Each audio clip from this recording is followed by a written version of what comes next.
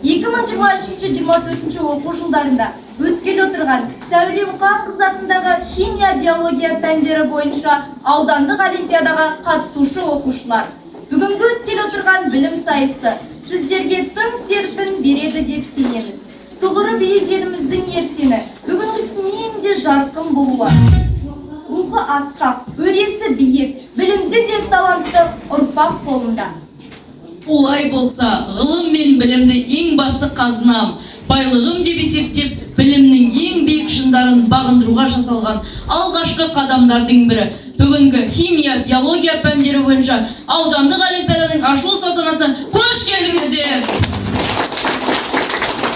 Бүгінгі Дулат Бабатайұлы атындағы жалпы білім беретін орта мектебі коммуналдық мемлекеттік мекемесінде өткелі отырған С.Мұқановна атындағы аудандық олимпиаданы ашық деп жариялаймыз.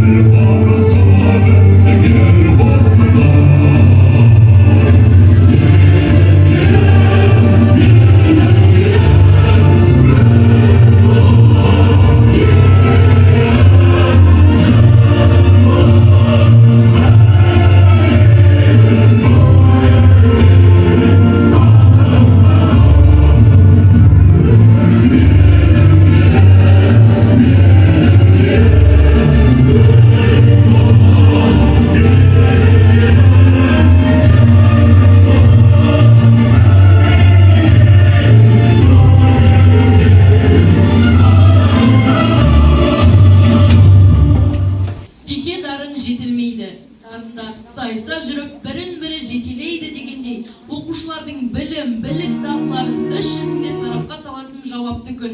Аудандық білім сайысының ашылу салтанатының алғашқы сөзі. Абай облысы білім басқармасының Аягөз ауданы білім бөлімі мемлекеттік мекемесінің кәсіподақ ұйымының төрағасы.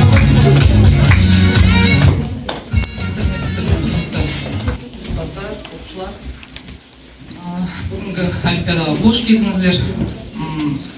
Көз тоятындай С.Мұқановна сіздің құрметіңізге қаншама біздің білім алушылар жиналып отыр. Тура көзімде тоя қуанарлық жағдай, сондай кереметтей жыл сайын осы еңбек жолымызды осы мектептен бастағаннан кейін дәстүрге айналған олимпиадамыз.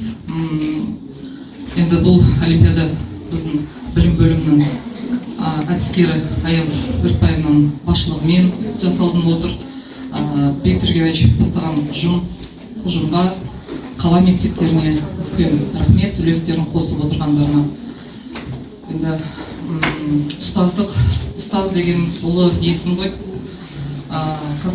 Білім мемлекет басшысы Қасым-Жомарт Тоқаев осы тамыз кеңесінде әрдайым ұстаз ілім мен ізгілікті алдыға қояр білетін тұлға деп атап өткен болатын. Сондай-ақ аяулы ардақты ұстазымыздың бірі сіз өзіңізсіз, С.Мұқановна. Талай жылдар еңбек еткен осы ауданымызға таным есім, кереметтей бұл кісінің наградалары да бар. Қазақстан Республикасының білім саласындағы үздігі, Ыбырай Зарин төсбелгісінің егері Аягөз ауданымыздың құрметті азаматы және де еңбек ардагері медальдармен марапатталған бұл кісі. Еңбегі зор ауданымызға. Сондықтан енді баршаларыңызға зор денсаулық тілеймін. Сізге С.Мұқановна әрдайым осылай қасымыздан табыла беріңіз. Балаларыңызды қолдап, осындай кереметтей іс-шара өткізіп отыра берейік.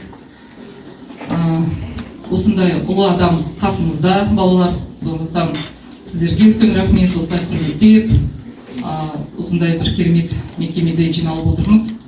Сіздерге сәттілік, ұстаздарымызға да зор денсаулық тілеймін, аман болыңыздар. Еліміздің болашағы нұрлы, аспанымыз ашық болсын. Рахмет. Жасампаз елдің жастары әркез жалын жүректі, өршіл намысты, биік рухты болса, ол елдің еңсесі биік болады дейді. Ондай адам үнемі ізденісте болады, білімділікке талпынады, даналыққа жол ашады. Ұстаз деген жарық күні ғаламның, ұстаз деген анасы ол адамның. Бүкіл әлем мойындайды еңбегін, сен де одан адам болып жаралдың. Ұстаз, ұлағатты есім, шәкірттерін білім нәрімен сусындатып, тәлім тәрбие беру, жақсы қасиеттерді бойына таратып, адамгершілік рухта бағыт бағдар беруде ұстаздың еңбегі зор. Ауданымызда ұзақ жылдар еңбек етіп, білім саласында еңбек еткен, талай шәкірт тәрбиелеп жүрген ардагер ұстаздарымыз бүгін бізде қонақта. Дюсекенов Бифхат Заитович.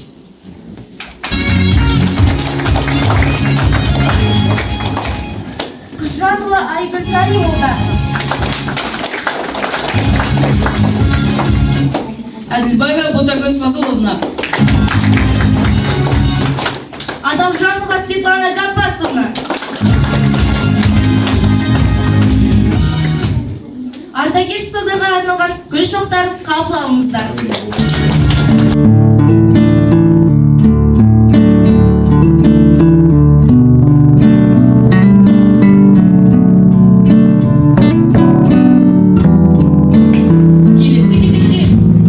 Келесі кезекте әнге берейік. Сахнада 4-ші сынып оқушылары Бауыржанова Алинұр мен Рахимгазиева Айым ұстаз әнмен шақырайық.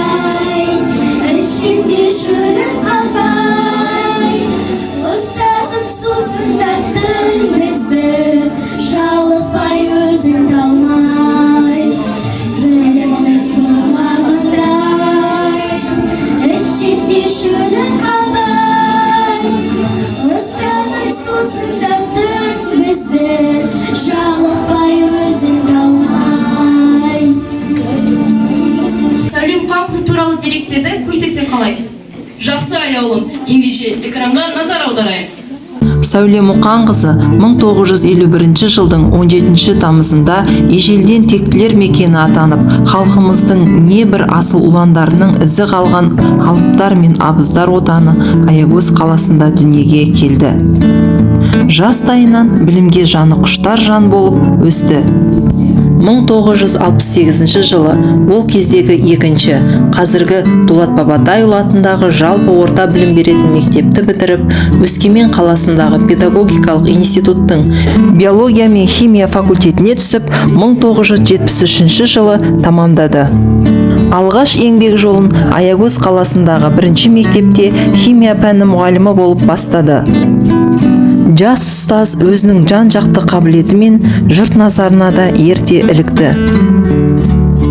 Кейін Ақсуат ауданында, Аягөз қаласындағы 7-ші мектептерде мұғалім болып өмірін білім саласына арнады. Одан кейінгі жылдарда қалалық білім бөлімінде әдіскер, қалалық білім басқармасының бастығының орынбасары, қалалық білім комитетінің бас маманы, Семей облыстық білім департаментінің Аягөз аумақтық бөлімі бастығының орынбасары, Аягөз аудандық білім басқармасы бастығы, аудандық білім басқармасының кәсіподақ ұйымының төрайымы тәрізді тағы басқа да қызметтерді атқарды.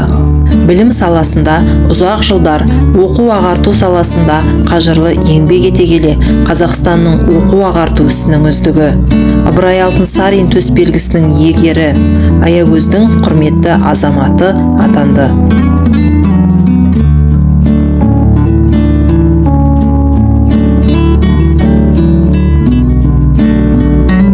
С.Мұқанқызы 4 перзент тәрбиелеп өсірген аяулы ана, немерелерінің сүйікті әжесі. Балалары жоғарғы оқу орындарын бітіріп, түрлі салада абыройлы еңбек етуде.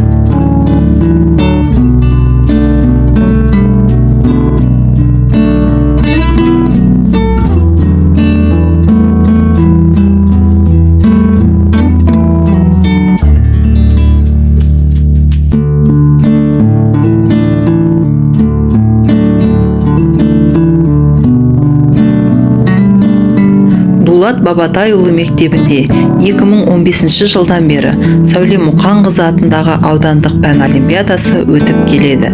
Ауданымыздың дарынды қабілетті оқушылары химия, биология пәндеріне қызығушылығы артып, өз білімдерін шыңдай түсуге ықпал етуде.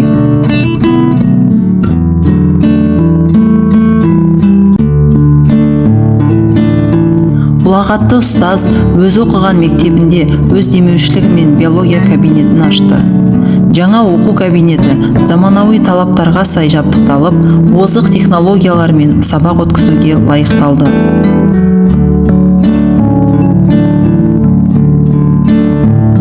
Еңбегі ерен, тағылымы терең ұстазға ұзақ ғұмыр тілейміз.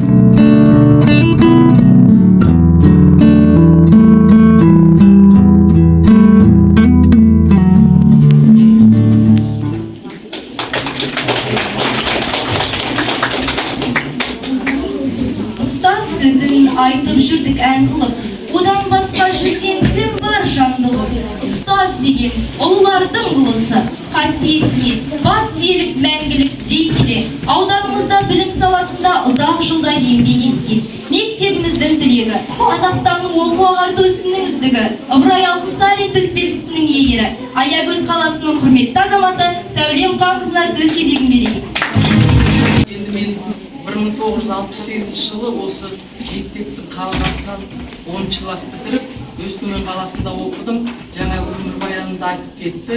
Әрине мен өзімді бақытты деп есептеймін. Білім саласында 50 жылдан артық ұстаздық еттім. Қанша шәкірттер тәрбиеледім. Осы күні міне пенсияға шығып отырған шәкірттерім бар. Мен енді өзім талай жасқа келіп қалдым. Мына дәстүрлі менің атымдағы осындай олимпиада өтіп жатқанына мен өте қуаныштымын. Себебі адам өз өмірінде өзіне бір қоғамда орын алып, соны із қалдырса әрбір адам. Сондықтан да жаратылыстану пәні деген бұл қазіргі заманның заманауи білімі. Ең бірінші жаратылыстануда адамның тіршілігі тоқталады егер біз биология, химияны білмесек. Сіздер білесіздер, біздің Қазақстанның байлығы ол Менделеев таблицасынан асып кетеді. Сондықтан мына биология, химия пәніне бүгін қатысып отырған оқушыларға сіздерге шығармашылық табыс тілеймін. Біздің Қазақстанның кең байтақ даласында өте көптеген элементтер бар. Енді оның бәрі мен сіздердің уақыттарыңызды алмайын. Тіршілік бар. өте көптеген міндеттер бар. Мысалы, экологияға байланысты бізде мына Семей полигонында біз өмір сүріп келе жатырмыз. Содан кейін мына Балқашта әртүрлі осы экологиялық апаттар болып жатыр. Соны зерттеу сіздерге беріледі. Соны әлі зерттелмеген талай химиялық элементтер, талай тіршілік, тыныс тіршілігі бар.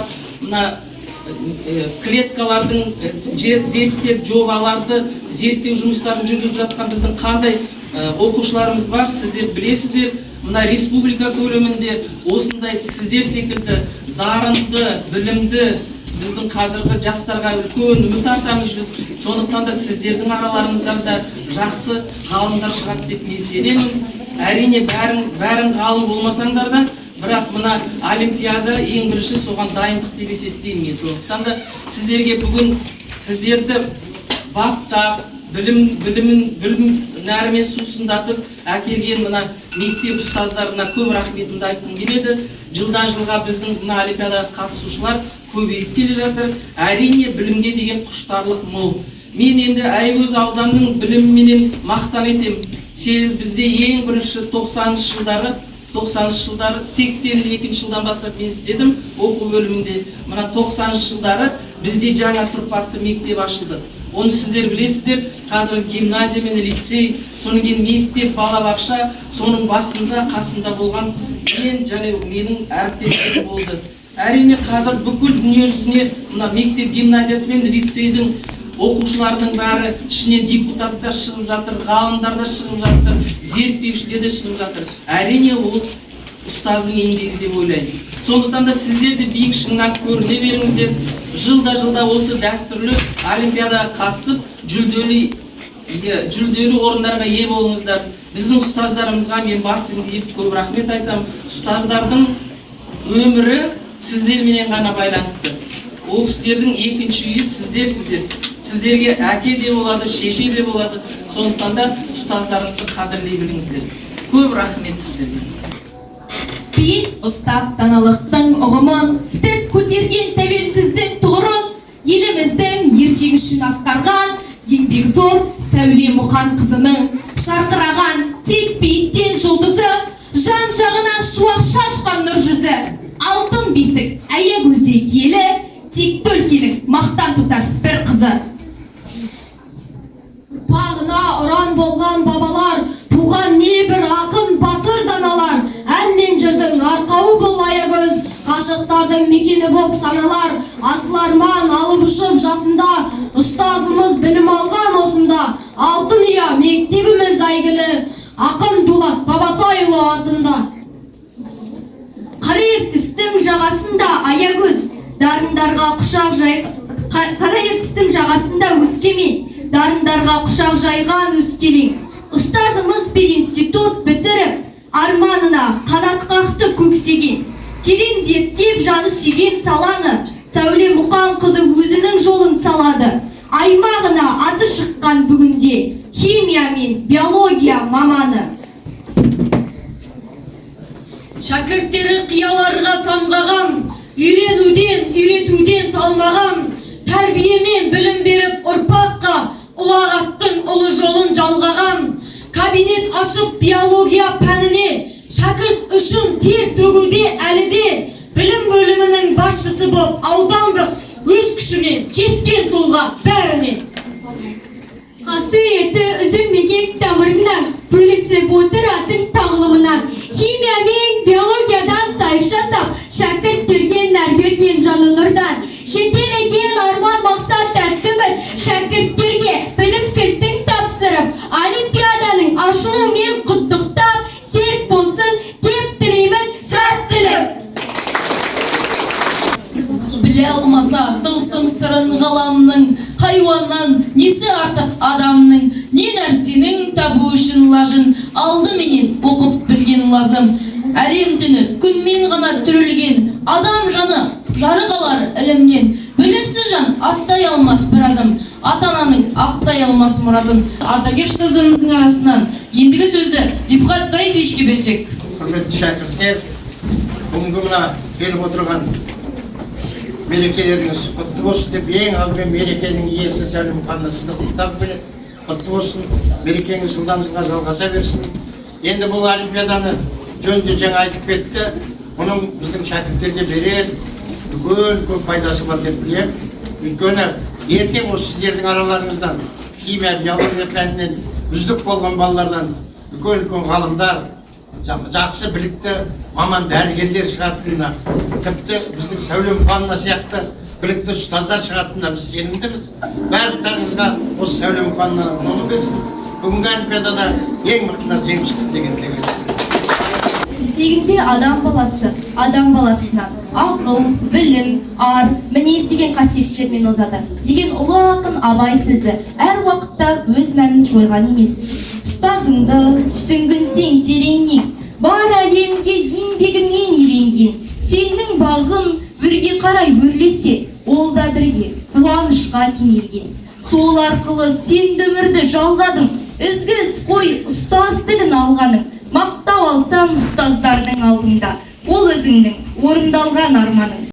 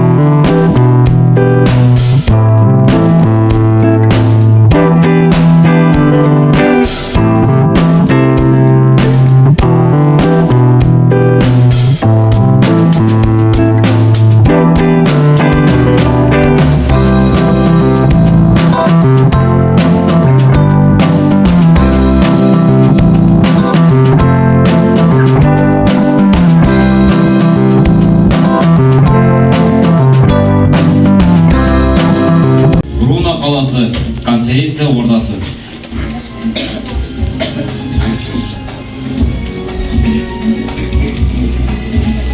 Қайырлы күн, адамзаттың баласы үшін пайдалы болған ғылым саласы биологияның қыр-сырын зерттеу үшін жиналған қауым. Бүгін біз босқа жиналмадық, құрметті ғалымдар, себебі Швеция елінде тылсым жаңалықтың ашылмағанда бақандай 2 апта болыпты. Осыдан 2 апта бұрын Фридрих Мишер ТР жайлы ақпарат ашып, жаңалық ашып, елді таңғалдырған болатын. Ал бүгін қуанышымызға орай Швеция елінде жаңа ашылым. Араларыңыздағы 44 жасар Грегор Мендел бүгін баршамызда қуантпақ. Мынау шен ба, әлде ғалым ба? Сатып алған жаңалығын көрсетіп, бізді қуанса болды емес пе?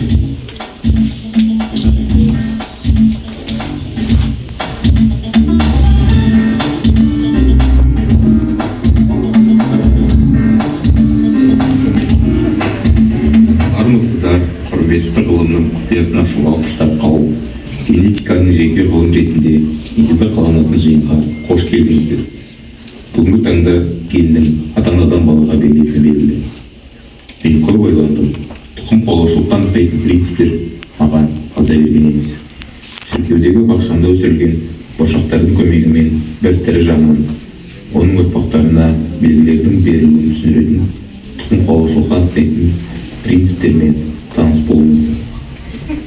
Жабайы өсімдіктерді сары бұршақпен, ал таза өсімдіктерді жасыл бұршақпен будандастыру арқылы бірінші ұрпақ будандары біркелкі, барлығы 100% сары тұқымдастардың пайда болатынына көзім жеткізді. Оны мен доминантты тұқым деп атадым. Содан кейін тәжірибеде әрі қарай жалғастыру мақсатында жаңа гибрид өсімдіктермен сары бұршақтарға тозаңдануға мүмкіндік беруді көрдім. Нәтижесінде екінші ұрпақ будандарына ажыру байқалды. Бұндай жасырын белгілерді рецессивті деп атадым. Осы қорытындыларға сүйене отырып, мен әр нәтиженің ата-ананың екеуіне де тәуелді екенін түсіндім. Бұл факторды аллель деп атадым. Гаметалар таза күйінде тек бір тұқым қуалайтын фактор тарататынына байланысты гаметалардың тазалық заңын аштым. Бұл менің генетиканы түсінуге негізделген үшінші заңым болды.